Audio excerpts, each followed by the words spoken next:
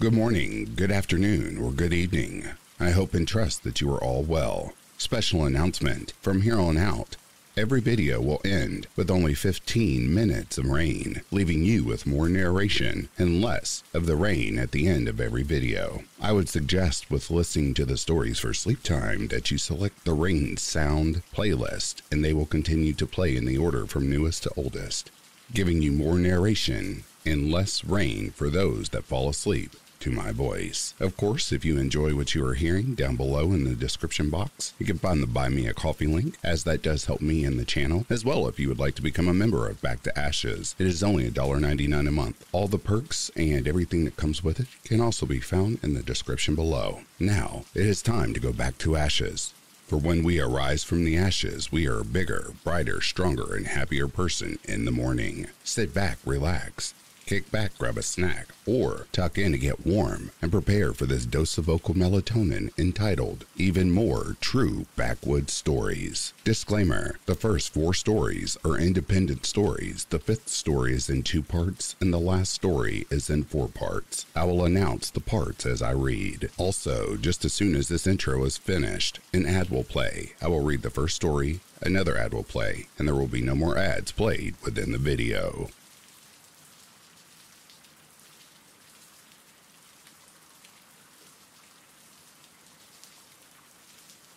A couple weeks ago, my dad shared the below. My dad is about as down to earth and grounded as they get. Him, his then high school girlfriend, his best friend with girlfriend in tow, and another male friend would drive out to the back roads. The roads we're talking about are pretty desolate. Could go through the night without seeing another car. They would randomly stop, put on some tunes, and do what teens do. This is the late 70s as reference. One night, they stopped and were hanging out. When in the field about 500 yards away, a total of 5 lights shone spaced about 50 yards from each other and roughly 20 feet off the ground. My dad said they all just stared because the lights were so brilliantly bright, but really did not hurt the eyes. Roughly 15 seconds after being on, they went off without a sound. They all were discussing what it was when once again the lights came on again. This time, they noticed 3 people, standing about 50 yards in front of the lights. Just standing, no movement. The lights turned back off.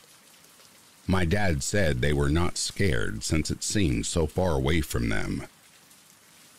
The lights come back on.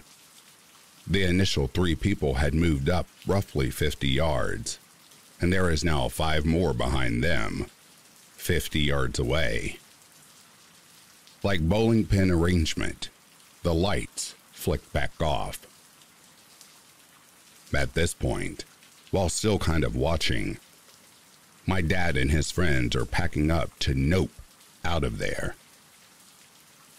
The lights come back on, and there is the initial 8 people still in the same position. But now, one single person about 200 yards away, right in the middle of the light spectrum. That was it. They floored it out of there. No one looked back, and it was never spoken of amongst the friends. My dad said if it were some sort of production to spook 5 high schoolers, it was well accomplished.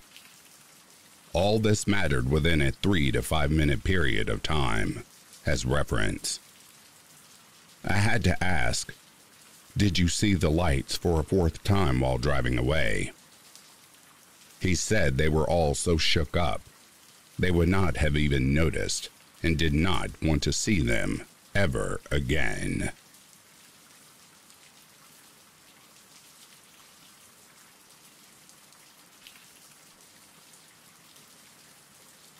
I lived in southern Delaware, about 13 years in a pretty woodsy area. It was about 15 minutes to the nearest small town and 40 to the nearest small city. My house was surrounded by a nature preserve that allowed hunting by special permit, and I used to play in the woods for hours as a kid. Part of the nature preserve, about a half of a mile away, had a vehicle trail you could go on with your truck, ATV, etc., and had a few abandoned fields. Occasionally, I'd walk up there myself just to enjoy nature. One of my favorite areas was an old farming field with a tiny pond surrounded by pine forest. This area is blocked off by large pieces of concrete fence and is not accessible by vehicle. This is important. I recently revisited the area after not exploring it for 3 to 4 years and brought my fiancée with me. I took her to the area mentioned above, as I used to find cool rocks and sometimes animal bones to take home, since I'm into vulture culture and wanted to show her my favorite childhood quiet area. We started looking for bones, and hey, we found some remains of a doe, and more and another.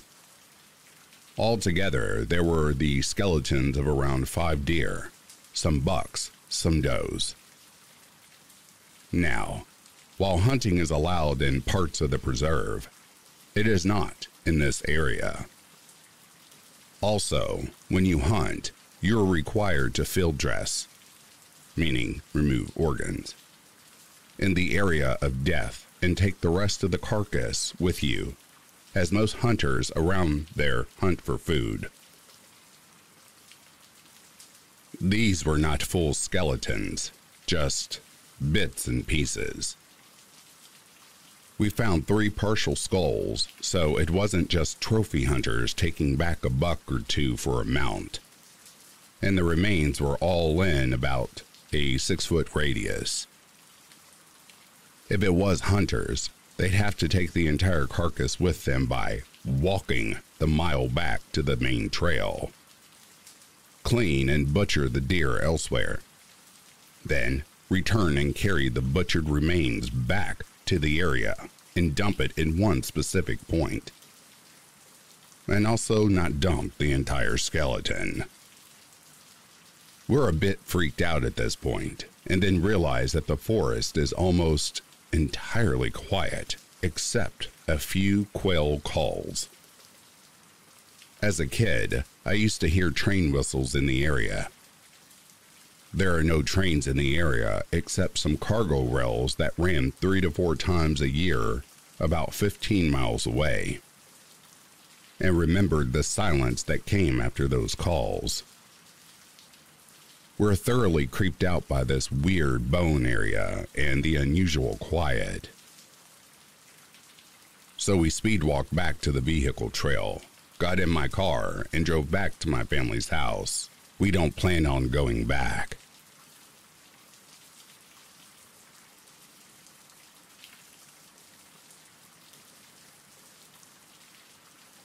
I'm back with another creepy Uinta Basin middle of nowhere story. When I was around 15, me and my friends were driving around, going to all the haunted places around the basin. It was getting close to Halloween, so as it is tradition, we were all trying to scare each other. First, we went to a place called the Haunted Woods. This is an actual business, not a place in the woods. Then, we went to an abandoned hotel near the Ute Reservation. Nothing of significance happened there. We didn't see or hear anything, and we were just goofing around and having fun. Then, the driver says we were going to Skinwalker Ranch. I had never heard of Skinwalker Ranch, but I had heard plenty of stories of skinwalkers. I was intrigued at first, but as we dropped down the hill back behind the property, a feeling of total dread settled on me like a heavy blanket. Everyone in the car got more and more quiet. like they were feeling the heaviness too. "I don't think we should go here," I spoke softly. "Oh, we're going," the driver announced. "There's no moon tonight and no flashlights allowed," he continued. "I will just stay in the truck then. I have a really bad feeling, and I don't want to go," I spoke again. "You aren't staying in my truck alone. Now get out," he said rudely. I got out of the truck and looked over at my best friend. Her face is white and her eyes were wide and round, and I knew she felt the same way that I did. We shouldn't be here. The driver of the truck said that this was the back end of a huge ranch. I wouldn't have believed him that this was really Skinwalker Ranch if I didn't feel that it was in every nerve ending of my body. He walked over to an ancient post and pole fence, undid the loop of wire holding up a small gate, and laid it on the ground. There was an overgrown 2-track road leading up into the darkness, and we followed as he led us up it. The horrible feeling of dread was almost overwhelming, and I felt like I was going to be sick. I wanted to go running back to the truck, but had a deep fear that something would pounce the moment I left the safety of the group. We weren't laughing and joking here. That heaviness was weighing on all of us, and we walked silently through the dark. As we walked, I tried to keep my eyes on my feet, but I would occasionally glance to either side of the 2-track road. Each time I did, I would see a huge black mass out in the tall grass. I told myself it was just a cow, but each time I looked, it was in the same spot off to the left, following our journey to the old homestead. Finally, the driver and leader of our foolish expedition stopped and said that we were almost to the old homestead, that we needed to stay quiet in case the owners were around. As he turned to start walking again, a growl leapt from the darkness, and he stopped and took a step back. He wasn't our fearless leader anymore. His voice shook as he told us it was time to head back to the truck. We walked a little ways back, and then one of our group said they needed to use the bathroom. We stopped by a small stream running along the south end of the property. I was smoking and talking to one of my friends about how relieved I was that we were leaving. I glanced down at the stream at the same time my friend did, just in time to see a black figure emerging from the water. It was no cow. It was not a coyote. It looked like a too skinny and too tall of a man. We both screamed and ran back to the road. That was the last straw for everyone, and we all ran the entire way back to the truck. Now I know this is eerie and kind of uneventful. Have no fear. My story isn't over just yet. A few months later, this adventure had slowly left my mind. I had started to convince myself that the figures in the darkness were just cows, and that it probably was just the dark running water playing tricks on my eyes, making me see things emerging from the water that weren't really there. My best friend had come over to my house to sit outside, bullshit, and smoke cigarettes. We did this pretty frequently. Like I said in my last story, we lived in the middle of nowhere, so dumb things like this were about as much fun as we could have. So, we are sitting in her car just across the road from my house, Her car is pointed towards the town park, which was just about a block away from my house. There are no other houses on the way to the park, so with the street lamps on at the park, you can basically see everything up there. "Oh look, a deer," my friend says suddenly. I could see a set of glowing eyes on the very far end of the park. "Oh yep, there it is," I reply. We watch as it slowly walks towards the center of the park. In this spot is a huge metal slide and jungle gym thing that is probably 10 to 12 feet tall. As the deer is walking, I notice that for some reason, I can't make out any features of the deer. It seems to always be just out of reach of the street lamps. They are dotted throughout the park. The deer is right next to the slide when suddenly it stands up.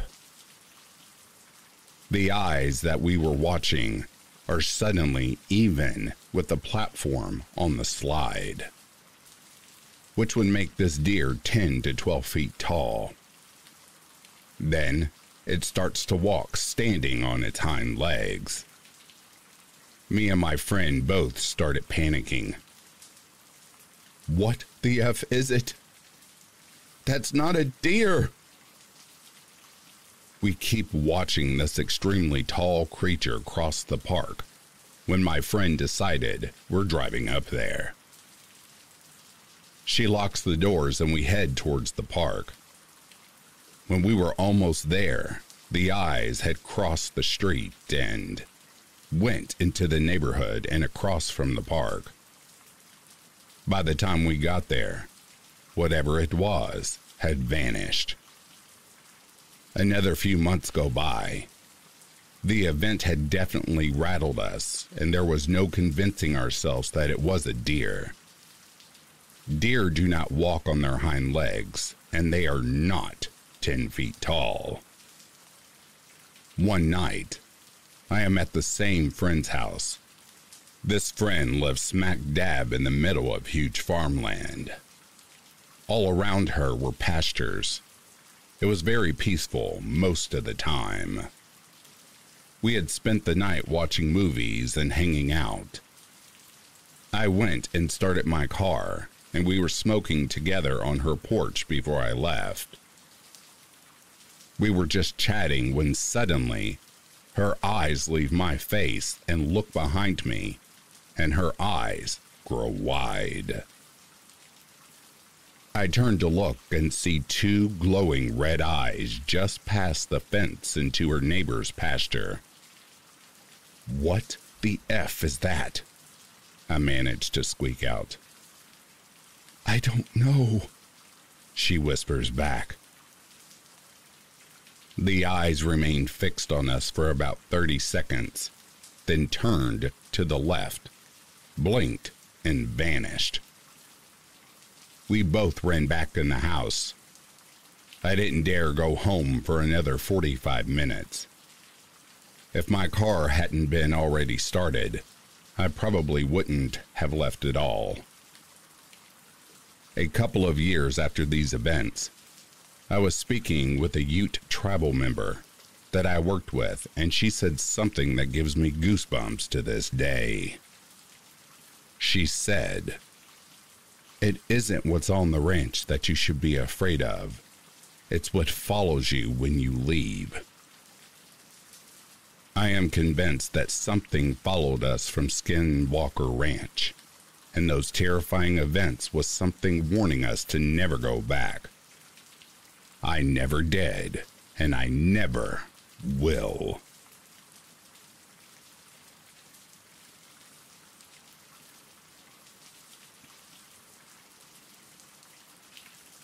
Story number 1. I used to work on the North Slope of Alaska. Here are one of my stories. I used to work on the North Slope of Alaska in the oil industry.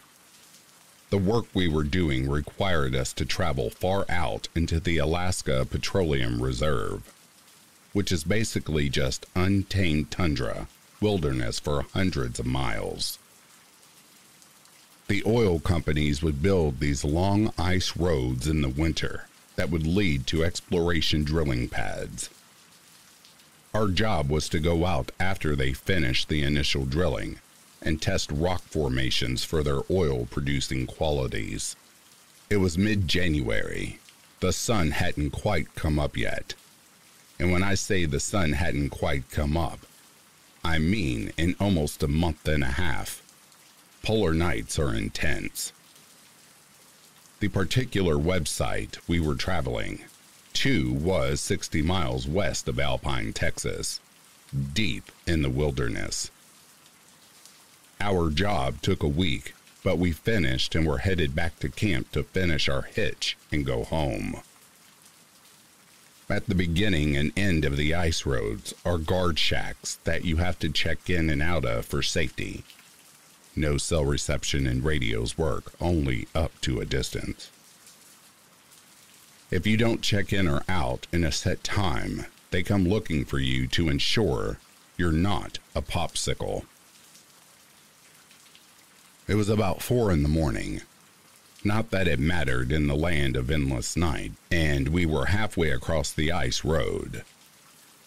Travel was slow as the speed limit on the roads is only 25 miles per hour, when something appeared on the road in our headlights. It was a man, in jeans, sneakers, and a hoodie jacket, walking down an ice road in wilderness tundra at 4 a.m., and it was negative 20 degrees outside.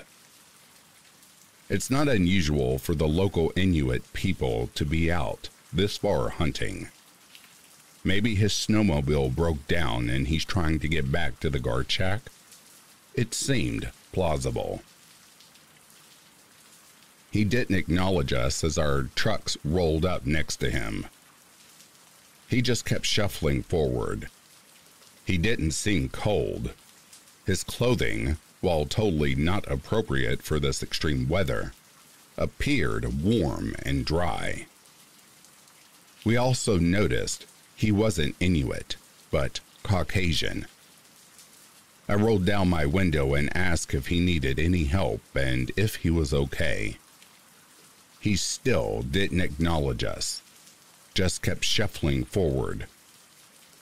His face was pretty blank, devoid of any thought or emotions. The other guy in my truck suggested that maybe he was in an accident and in shock. I continued rolling my truck alongside him as we trudged down the road, still trying to get his attention. Even in this extreme cold, I could occasionally get whiffs of a peculiar smell coming off of him. He smelled acidic, if that makes sense. There was just a lot about this guy that made the hair on my neck stand up. The guy behind me in the truck's crew cab had had enough of all of this. He rolled down his window and reached out to grab the guy.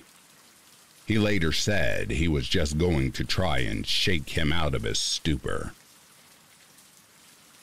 Before my buddy's hand could reach him, though, this walking popsicle spun around and latched onto my buddy's outstretched arm. He glared at my buddy and then at me with this look of pure rage, not removing his hand from his arm. If emotions has a physical temperature, this guy could have melted the entire tundra that night. My buddy groaned in pain as he tried to get his arm free from Mr. Popsicle. At that moment, this guy starts screaming in our faces. There was so much hate and rage and anger in that scream. It was absolutely terrifying. I slammed on the gas and spun out on the ice for a second before the wheels caught and launched us forward. Popsicle Dude had a hold of my buddy's arm and was trying to pull him out of the truck. He was running alongside the truck while the other guys in the cab held onto my buddy to keep him inside. After several moments, if could only have been a few seconds at most, my buddy tore free from this guy and we hauled ass to the guard shack another 30 miles down the road. We checked in with the guards and reported what we had seen. The guard was looking at us like we were pulling a prank, but policy said they had to check it out regardless. My buddy's arm was sore, and when he pulled back his sleeve, there were noticeable bruises in the shape of a hand around his arm. We filed a report with the guard, and we're told to head back to our camp.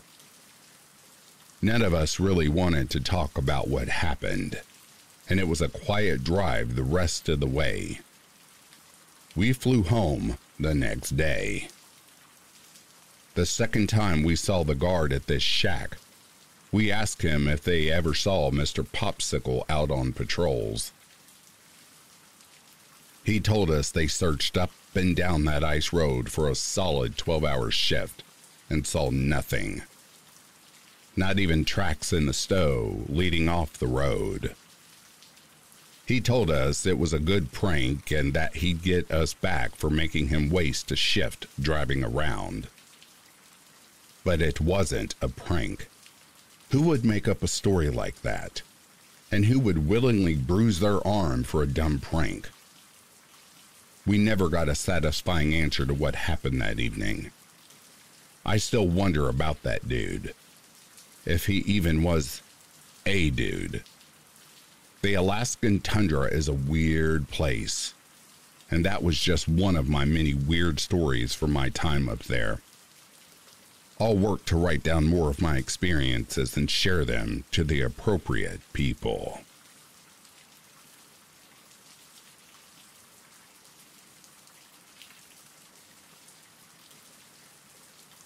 Story number 2. I used to work on the North Slope of Alaska. Here is a second story to share. It was March on the slope.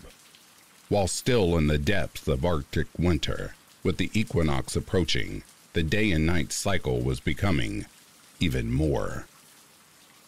My flight to the slope was delayed due to a large blizzard, which shut down the Dead Horse and Kapurek airstrips. I spent 3 days waiting in Anchorage until the storm cleared and we were able to fly. Landing at the Kapurek airstrip, it was evident the blizzard was even more severe than what we had initially thought. While whiteout blizzards are common, actually snow accumulation is not. This storm, though, was a monster. Snowdrifts several stories tall ran up against the camp housing. Our work trucks and equipment were completely covered in snow, and it took a full day of digging to get them out. As soon as the trucks were free, we were off to our first job assignment. No time to rest in the oil field. Traveling anywhere after a storm this size is a nightmare. To get to the work site, we had a bulldozer escort us, breaking up any remaining drifts as we went. The dozer cleared out our work area around the well house and we began to rig up our equipment. It took little time and soon we were back to the normal, humdrum life of Arctic oil well maintenance.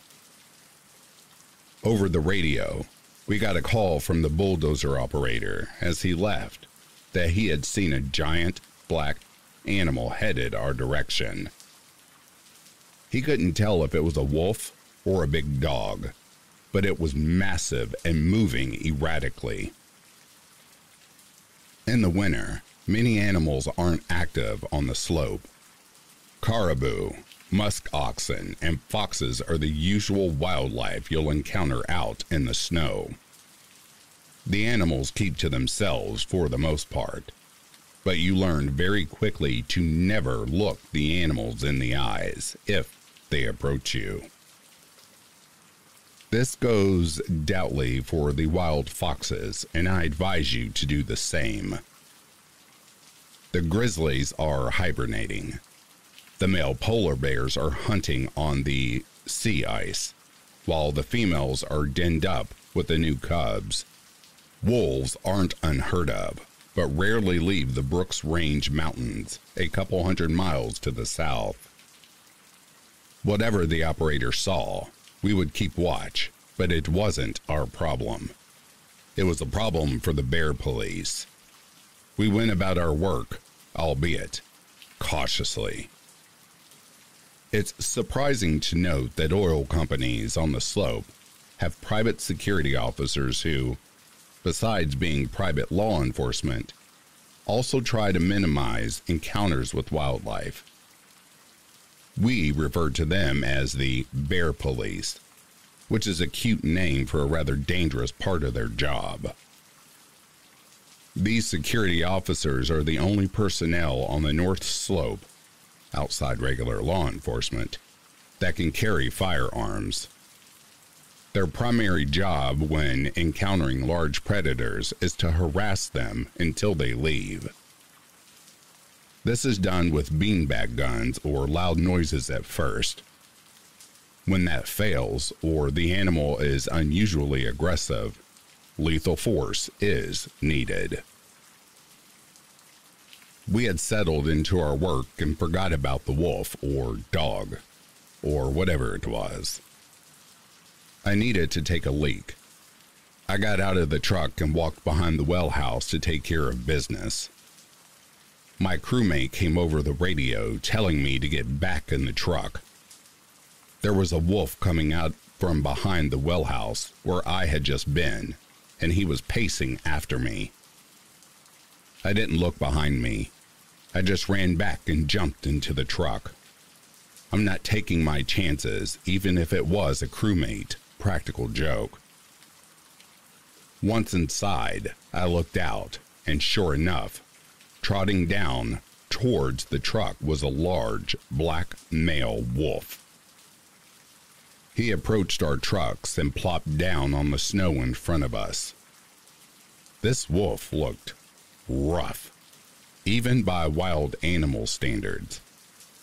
The right side of his face was mutilated and deformed, missing his right eye and most of his skin and lips on the side of his head. The wound exposed large, white teeth, giving him the appearance of a wide, crooked smile. He didn't appear aggressive, but he didn't take his good eye off of us. That one good eye was bright red in appearance. It was eerie. The way he sat there staring, watching, waiting. We radioed the security officers for help, and like a speeding bullet, they showed up 40 minutes later. That whole time, waiting, the wolf never diverted his attention from us. If I hadn't seen him breathing, I would have assumed it was a statue. The security officers arrived and took some pictures for their reports, then began the process of driving the animal back out into the tundra. Truck horns didn't startle him. He didn't even flinch. Charging him with their truck did nothing either. Then they took aim with the beanbag gun and hit him square in the ribs. The wolf let out a yelp, but didn't get up or move from his spot. The next beanbag hit him in the head, and that jostled him enough to get up and leave. I was able to get one decent picture of this big guy before he left the work site. Security told us to call back if we saw the wolf again. They seemed confident he would move on and not be a bother anymore. The sun was setting, and our job was still hours from wrapping up. Working a 13 to 15 hour day isn't unusual. You either get used to the long hours or you find another line of work pretty quick. I was running the computer equipment inside the truck, and weird data was coming back from the tools down in the well. They were blanking out and losing signal, or they were reporting data backwards, but diagnostics wasn't indicating any issues. To the computer systems, everything was operating normally. I tried a few different things to fix the issue, but it persisted. One of the workers went out to the wellhead to check the gauges and cables, trying to isolate the problem from there. He was outside for not more than 5 minutes before the night was pierced by a long, bellowing howl. This was immediately followed by the high-pitched shriek of our crewmate. Throwing the door open, I was able to catch a fleeting glimpse of a large, dark figure running behind the wellhouse. Our crewmate ran past us and jumped inside. Pale, sweating, and full of adrenaline, he tried to relay what just happened. Through his panting, he said he was in the wellhouse, checking the cables, when someone walked up behind him. Thinking it was one of us, he started a conversation with his back turned. When he got no reply, he turned and was met face to face with a 7-foot-tall black wolf standing on his hind legs. It stood between him and the door, growling. Without thinking, he flung his pipe wrench at the beast and struck him hard in the chest. That's when it let out a howl and ran off. Our crewmate was adamant this was the same wolf from earlier, because its face was mangled in that crooked half smile and one fiery red eye. Myself and the others on the crew had a hard time believing he saw a giant wolf man. We had no doubt he saw a wolf, but we reasoned that in his panic he hallucinated that it was upright like a man. But we'd all encountered enough weird things on the slope to never count out the impossible. We radioed the security officers and told them the wolf had returned and waited inside the truck. What else could we do but wait? I wasn't about to go there and fight Satan's guard dog with a clipboard and a mouse pad. Every time we felt like things settled down outside, we would hear a growl or something would push against the truck. Periodically, we would see something pacing in the dark, just beyond the reach of the work lights. Even though we were inside a locked truck cabin, it was still a very vulnerable feeling. We were very much trapped. I'm sure it felt similar to what divers experience inside a shark cage far out at sea. All of this went on for an hour while we waited for someone to show up. Finally, coming up the road, we could see headlights of 3 approaching vehicles. The security team had showed up, this time with actual rifles. Over the radio, we told them what had been going on. We could feel their disbelief and eyes rolling through the radio. That sass and disbelief soon faded when we explored the worksite and found it covered in fresh, large wolf tracks. The security team split up with 2 trucks headed out to search for the wolf, while the last one remained with us as we loaded our equipment and finished our job. We didn't hear or see anything else that night as we cleaned up, but we sure did keep our heads on a swivel. The security officers didn't find the wolf that night. A set of tracks left off the work site and out into the open tundra. The officers commented that the tracks looked weird. This was due to them only seeing the back paw prints in the snow. The last security truck escorted us back to the main camp, while the others continued their search into the night. For the following week, various reports came in across the oil field of people seeing this mangled black wolf during the day. And at night, reports kept coming in of a black beast walking upright and harassing or cornering workers. Security seemed to always show up minutes too late. During this time frame, many of the Alaska Native workers were getting nervous. One of our friends in the camp workshop was from Nuiqsut, a small Inupiat village just west of the oil field. He told us it sounded exactly like an Iyilaq, a shape-shifting creature that can take the form of an Arctic animal while it hunts. He said it was obvious as the wolf was a normal, albeit deformed, animal in the daylight, but transformed into an upright monster after nightfall. The Iyilaq are thought to be Inuit hunters that traveled too far north and became stuck between the world of the living and the dead. They transformed into evil, deformed men with sideways mouths and eyes. They used their power of shape-shifting to hunt over Inuit, especially children. The Inupiat are weary of wild animals for this very reason. A week following our encounter, the security team was able to corner the wolf on a remote work site. It had attacked and trapped 2 welders in their truck. Both workers had superficial cuts through their snowsuits, but were otherwise fine. Having no other choice, the wolf was euthanized on the spot.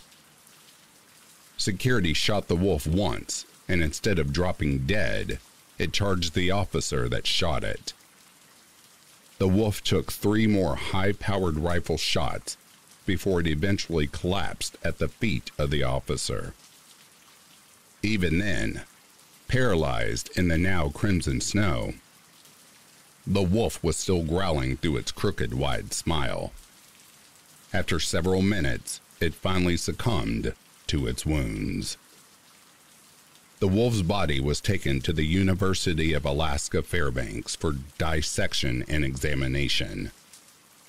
Outside of the facial deformities and gnarled appearance, the biologist concluded it was an ordinary wolf from the Brooks Range Mountains. How it got hundreds of miles from home and why it stayed on the tundra is a complete mystery.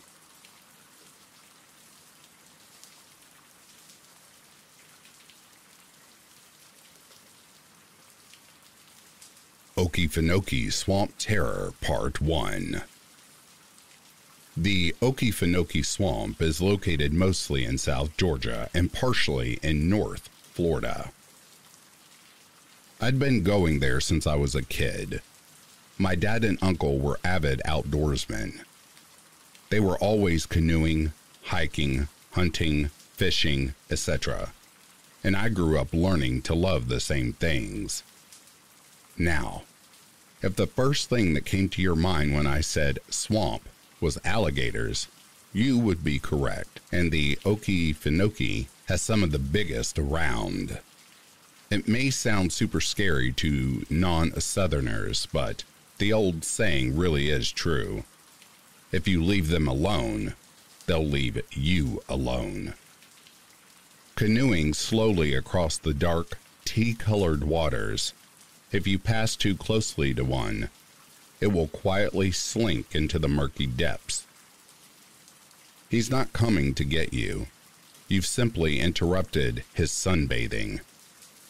As elementary school kids in South Georgia, it was quite of a rite of passage to go on the Okefenokee field trip and be led on a guided tour by Okefenokee Joe.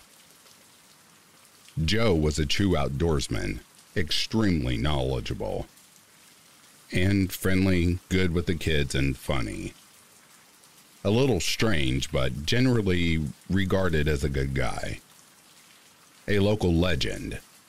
He would get that boat closer to the big gators than my dad ever let me get. He taught us kids all about them. We even got to hear the mating call of some of the males and watch a lot of their behavior up close. He would also show us all the birds, snakes, and other wildlife. The swamp's residents were so used to Joe's boat that they didn't flee when he got close. Great memories. Anyway, fast forward to my adulthood, and I still have a great love for the outdoors. I'd recently gotten married and was successfully getting my wife and stepdaughter into kayaking, camping, and hiking. I'd broken them in fairly easily.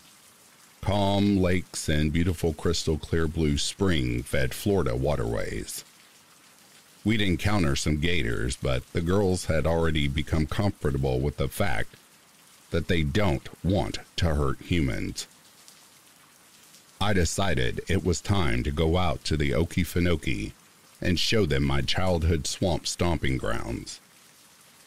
We headed out one weekend, kind of on a whim.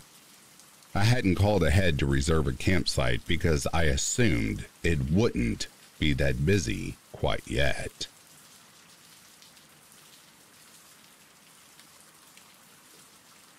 Okefenokee Swamp Terror Part 2. Well, I was wrong. Every tent camping site was booked. I was pretty visibly bummed, so I guess the ranger felt sorry for me. She told us to hold on. She was going to check one more thing. When she came back, she had great news. There was a primitive group site available. If you aren't familiar, these are larger sites that are usually for big groups like Boy Scouts, usually situated away from the main campground areas. They do not have electricity. We camp 100% primitive all the time, so this wasn't an issue for us at all. The ranger explained that this particular group site had been closed for 2 seasons due to the road being washed out. She said they had just fixed the road the week before, but hadn't gotten around to relisting the site as available. She offered to sell it to us for a normal fee instead of a group fee. Deal. We pay, and she vaguely shows us on the map how to get to our home for the night. I remember thinking, damn, that's far as hell from the other sites. It's gonna be nice and quiet. Perfect. While at the office, we learned that that evening there was going to be a ranger-guided night paddle. This particular park inside the Okefenokee is a designated dark sky park, meaning there is very little light pollution. I was already excited about showing my family the stars in Milky Way, so getting out onto the water at night and seeing the skies that way sounded sweet. We decided to sign up for the night paddle and then headed off to find our campsite. When we got there, you could tell right away that the area hadn't been used in several years. Overgrown, spider webs everywhere, teeming with the usual wildlife. I kind of prefer things this way, so I don't think twice about it. It was so far from the campgrounds in the main office area, you couldn't hear a single sound of humans or vehicles. The area was large, so I walked around a bit to find a good spot to set up. I looked back at my map to try and gauge exactly how this little island was shaped, and noticed that what I was seeing and what the map showed didn't quite line up. Whatever, I'm sure I'm just reading it wrong. We set up our camp and just enjoyed the sunshine and the sounds of nature. It was still very early spring, so the hordes of mosquitoes and various other swamp bugs weren't out in full force yet. The bugs in the swamp in the summer months could be a horror story of their own. Around 7:30 p.m., we loaded the kayaks back into my pickup and headed all the way across the park to the launch area, as our guided paddle was supposed to start at 8.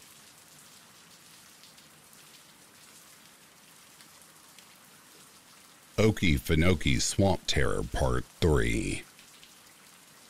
We approached the launch area to unload, and there was a good 15 to 20 other people going on the paddle. Led by a young, enthusiastic ranger, we all slipped off into the water with our headlamps on, the red light setting. We exit the small canal we had been traveling in and emerged out into a larger river-type waterway that meandered through the swamp. As we slowly and quietly crept along, cypress trees draped with Spanish moss loomed over us on both sides, with a dramatic orange and pink sunset as their backdrop. The sun finally began disappearing, and the stars started to come out. It was absolutely stunning, and still one of my favorite kayaking memories. I'd never actually seen the Milky Way like that before. It was a new moon night, dark as could be. About a mile from our original launch, we all congregated out in the middle of the wide waterway and sat completely still and quiet. The motionless, dark waters of the swamp reflected the skies like a mirror. Thousands of stars and galaxies twinkled above us and below us. It was like being in space. Shooting stars were very visible every few minutes. It really was magical. The only artificial light in the sky was the dull glow of Jacksonville, Florida on the horizon, which was about 100 miles to our southeast. After a while, the ranger snapped all of us out of our trances. It was time to head back. When we were paddling out there, it had been dusk or twilight for most of the trip. Not much light, but enough to kind of silhouette the trees and branches against the sky, and a slight glimmer on the water. By now, it was pitch black, and I do mean pitch black. The ranger told us to switch our headlamps back on to their normal white light setting so that we could all see well enough to navigate out of the swamp. As each headlamp slowly switched on and the swamp was illuminated, we were met with hundreds of glowing eyes. Hundreds, I swear to you. Now, as I said earlier, I grew up out here. Gators were nothing new or scary to me at all. However, growing up, we never really stayed out on the water past dark. We would shine our lights out over the water to look at all the eyes, but from dry land, far enough from the beasts. Now, I found myself and my little family quite literally pushing past floating gators with our kayaks. They were absolutely everywhere, all over the sides of the channel as well as blocking our way in the center. The ranger was leading and assured everyone not to worry. He paddled up towards a huge group of shining eyes ahead of us and pushed right through them. Most of the eyes just disappeared under the water, but the gator directly to the ranger's path thrashed, and his tail actually hit the kayak. Holy shit, you all. Sharp gasps from the group pierced the otherwise quiet southern night air. But the ranger showed zero signs of panic, which was reassuring. We all just trusted the young man that we weren't going to royally piss off these things by kayaking straight into them. As we went along, the sounds of gators were being bumped by kayaks and thrashing. were heard every couple minutes. There weren't any other jarring sounds or movements, just the constant calling of frogs, cicadas, and the splashing of disturbed dinosaurs. When we finally turned back into the small channel that led to the launch, there were no more glowing eyes. I'd be lying if I said I hadn't been a bit freaked out. But I can honestly say I wasn't panicking. The ranger being so cool and confident while leading the way made it pretty easy to calm down. Everyone started to relax again as we neared the launch, and we all got out, loading up our boats and one by one headed back to our camps. There was a line of red tail light traveling off toward the main campground, while my wife, daughter, and myself split off alone into the darkness towards the other side of the park where our site was. I do remember that feeling kind of eerie, but everyone had made it through the Gator Gauntlet safely with no problems. Now we were laughing about it and remarking on how cool the whole experience was. We were in high spirits, no stress. We had no idea of the terror that would come later in the night.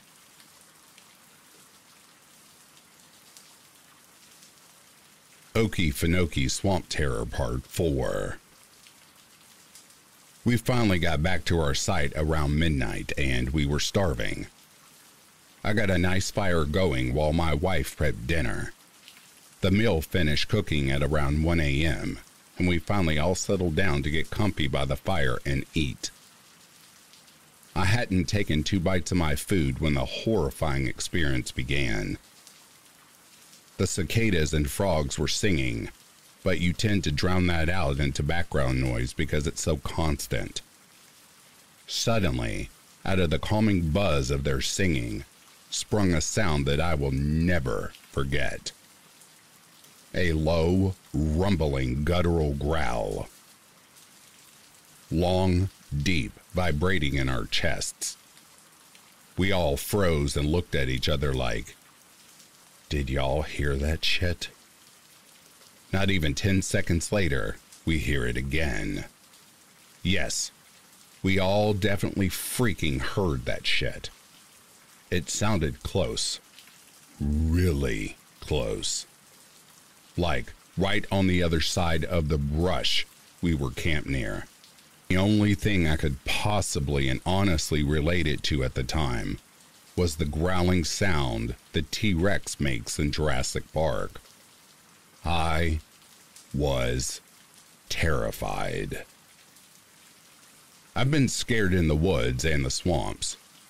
I've seen swamp gas, freaky figures, heard screams.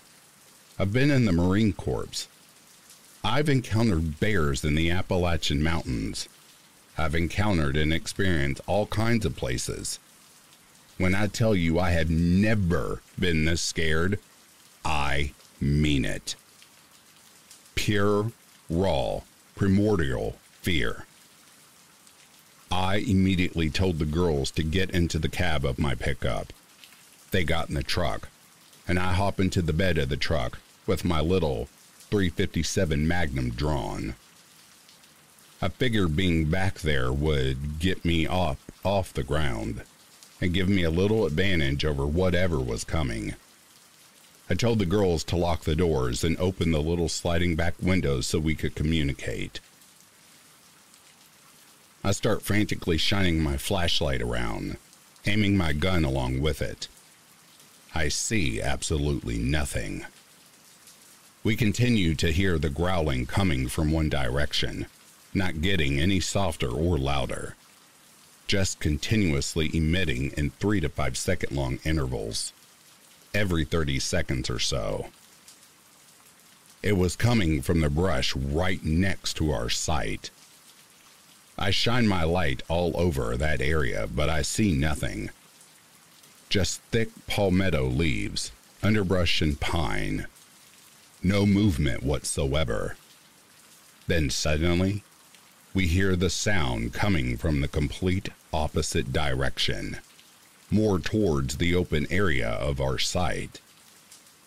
I whip around and shine my light that way, and that's when I notice the dense fog that had settled onto the entire area.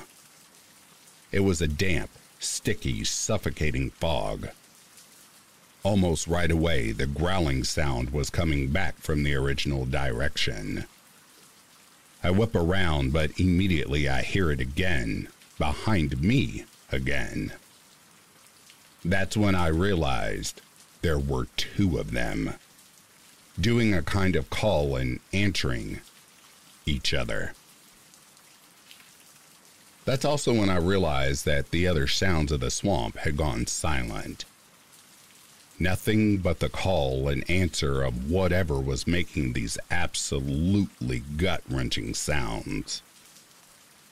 It got deafeningly quiet for a moment. Nothing but the heavy fog, which seemed to have a silent sound of its own. My wife, with a shaky, trembling voice, told me she wanted to leave immediately and that our daughter agreed. Now, I was absolutely terrified. Do not misunderstand this. However, the thought of just leaving all of my expensive camping gear behind was somehow more offensive. Not to mention, I was getting kind of frustrated. I am at home in this damn swamp.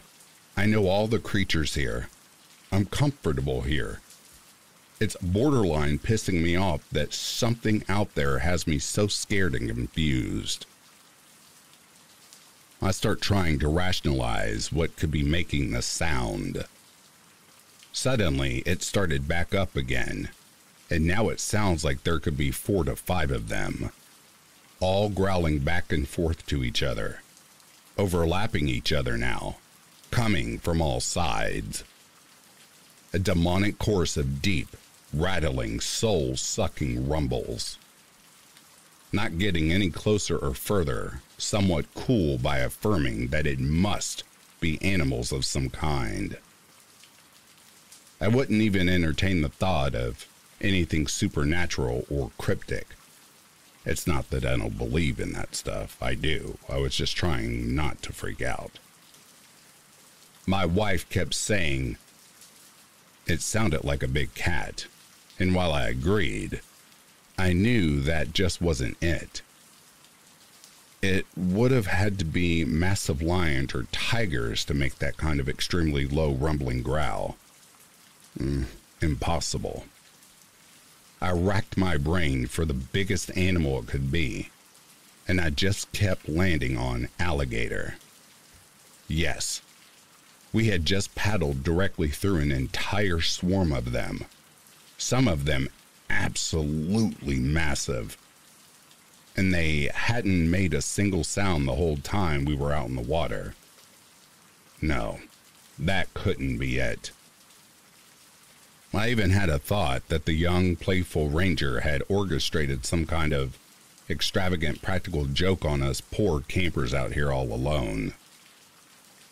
Really and truly, I had no effing idea what it was.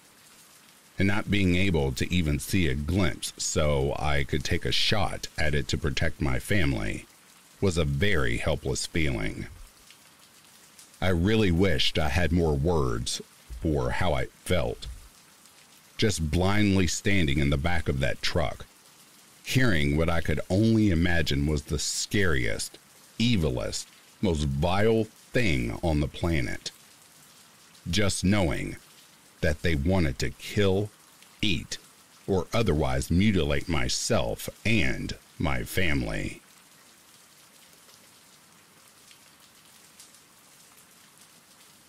Okefenokee Swamp Terror, the final part. It felt like an eternity, but we'd probably only been holed up in my truck for 10 to 15 minutes by now. It had finally gone quiet again, and I told the girls that we could leave, but I'm not leaving the gear. I climbed into the cab and started the truck and moved it. positioning it to where I could shine the headlights onto our stuff while I packed it all up. Gun in my hand, I began rolling up the tent, gathering all of our crap and throwing it into the bed of the truck, praying nothing crazy happened like my truck dying or some other perfectly timed cinematic horror moment. I tried to put on a confident air so as not to scare my family, but in my head, I felt so effing vulnerable, like I was something's prey. The growling still hadn't come back, but honestly, the silence was freaking me out more than anything. And the fog, I'll never forget how oppressive that fog felt. All of our gear was sopping wet with it, and I swear it was hard to breathe the air. The fire was nothing but a smolder, despite the fact that it had been roaring and bright 20 minutes ago. Just as I was rolling up the very last sleeping bag, one final, closer than before growl shook me to my core. I snatched the mat up and took off running, getting into the truck Dukes of Hazzard style and taking the F off. None of us looked back. I finally reviewed my footage and discovered that the sound we were hearing was the mating call of very large male alligators. The louder, lower, and scarier sounding, the more the female gator finds it attractive. Those must have been the swamp's sexiest alligators because I had never heard the sound in all my life. I had been under the impression that I knew what their mating call sounded like from my childhood experiences in Okefenokee Joe's boat and with my father and uncle. These gators must have been absolutely massive to produce the sounds we were hearing, because it was nothing like what I had ever heard in that swamp. It was exactly like that video, but I'm telling you, in person, you can physically feel it rattling your insides. Though I was somewhat comforted by the fact that the noises were just gators flirting and they weren't being aggressive towards us, my wife and daughter still think we were in danger because we were so close. I'm still not sure about that part. I got into Google Maps and tried to figure out exactly where we were camped because, from looking at the map the ranger had given us, we shouldn't have been that close to the water. I never could quite figure out where we ended up at. I don't know if it was us being in the wrong place or the fact that the area hadn't had any human activity for 2 years, or a combination of both that put us so close to all of this mating activity that wouldn't normally happen near areas with lots of humans. Either way, it made for a heart-pounding experience that we still talk about to this day. Also, as a small funny addition to the story, looking back, the most hilarious thing was that my daughter was eating corn on the cob at the time we heard the first sound, and it was still in her hands. So during this entire event of being terrified and hearing these growls, she had corn cob in her hand. I hope this wasn't too long. I enjoy writing, and I just wanted to really set the tone and events of the night. I also hope my story wasn't a disappointment to the listeners here, considering the ending was a definite answer and it was nothing really all that creepy after all. I can assure you, though, that the fear and adrenaline in the moment were very, very real. Imagine hearing that sound in the pitch black night of the Okefenokee swamp and not knowing what it was. Looking back, I suppose the fog settling in on us in the exact moment all the growling started was just a coincidence. But it sure did make the whole thing that much scarier. I will never forget the particular kind of fear I experienced that night.